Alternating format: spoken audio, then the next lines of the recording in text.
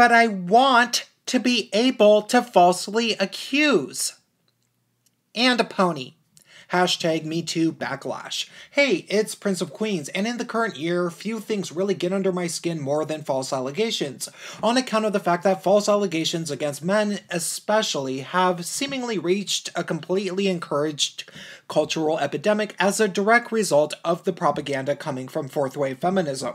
According to popular feminist folklore, too plentiful to name, women were told for centuries that sexual harassment, sexual assault, and even rape was just a fact of life, because boys will be boys, of course, and therefore females better just get used to it and never tell anybody if they've been the victims of sex crimes. This would be an extremely messed up reality for women to live with if it were ever the case, but I have more than a strong suspicion that such a reality has never existed when we actually live in a world where there have been endless historically noted accounts of things like black men, for example, being lynched as a result of a white woman saying he did something as perverse to her as whistling at her in 1955. Truthfully, the reality is that all men, and in particular probably black men, have long been raised to know that one of the worst things they could ever do or be accused of would be to violate a woman sexually. Even crimes such as murder can be considered justified under the right circumstances, of course, but literally nobody likes sexual predators. Still, while not a woman alive has lived in a reality in the West where they were legitimately told by society at large that their concerns of being preyed upon sexually by men were invalid, what's funny is that within the past 4 or 5 years especially, the popular cultural narrative in the West has become that men's concerns about being lied about by women are beyond invalid. In fact, they are problematic, of course. This attitude is personified most glaringly on a massive cultural scale in this recent article written for Elle magazine, written by infamous feminist propagandist Sadie Doyle, famous for not actually having a Wikipedia entry about herself, despite having a massive amount of blog articles published that you can look up for yourself if you're so masochistic. In her article about why people should simultaneously believe women, but also somehow magically not ignore facts, like you can always do both, she makes all of the typical feminist arguments about why exactly women should basically have the right to ruin men's lives without question.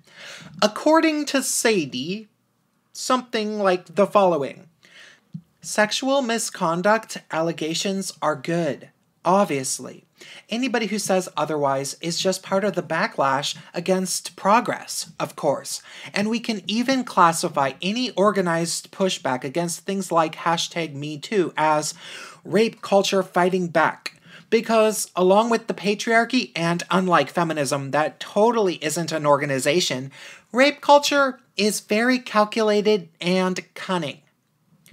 But Sadie is obviously just a feminist wacko, of course, and Elle magazine isn't taken seriously by anybody, clearly, and videos criticizing feminism are so last year, and we should obviously be spending a lot more time talking about race realism if we want views, because nobody takes feminist propaganda seriously or is influenced by it in any way, right? Well, no, of course that isn't actually true, and just today I found a small example to provide evidence for the fact that there are still countless feminist-identified wackos all over the internet, in the trenches, inflicting their government-backed tyranny everywhere they can in their own social spheres, expecting to get away with it because they always can. Sorry, got a bit worked up. But let's really look at what is going on here.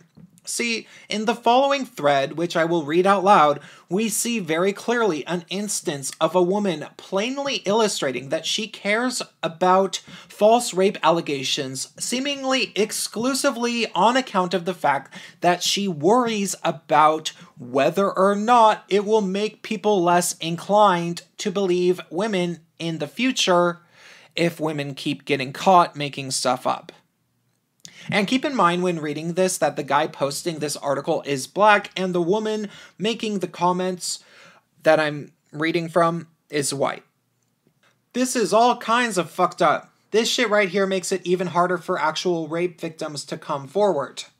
Don't be the one person feminists can point to when trying to defend their stance that we're all lying. Wait, what?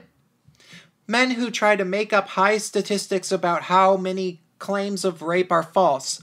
Idiots like this infuriate me because it fuels their fire. I feel ya. I think this is just messing things up for the real rape victims. Exactly. We don't need her kind. Even though I have been falsely accused as well. So fucked. Indeed. After that point, some guy enters in and tells her what an awful piece of crap she is being, and that goes on for pages, so I figured it's best not to continue reading. But I think the point here is fairly simple.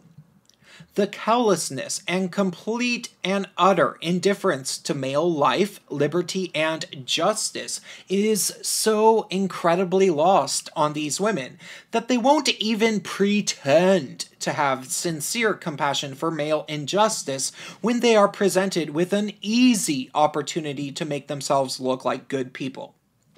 This woman had such a great opportunity to just say something like, "Wow, yeah, that's messed up that you went through that. I'm so sorry. And I'm also sorry that this happened to 3 guys and yet there is no justice for the woman who committed the crime.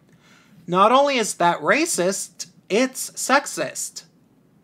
I mean, we can assume that since she identifies as a feminist, she's undoubtedly an intersectional because they all are.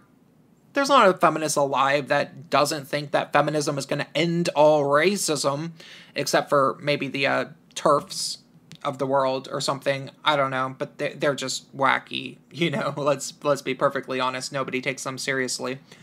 That being said, this woman illustrated clearly that she only really cares about her own ability to be believed when she makes an allegation against a man, as if all she ever thinks about is herself. Now, does this mean that she wants to be able to falsely accuse men?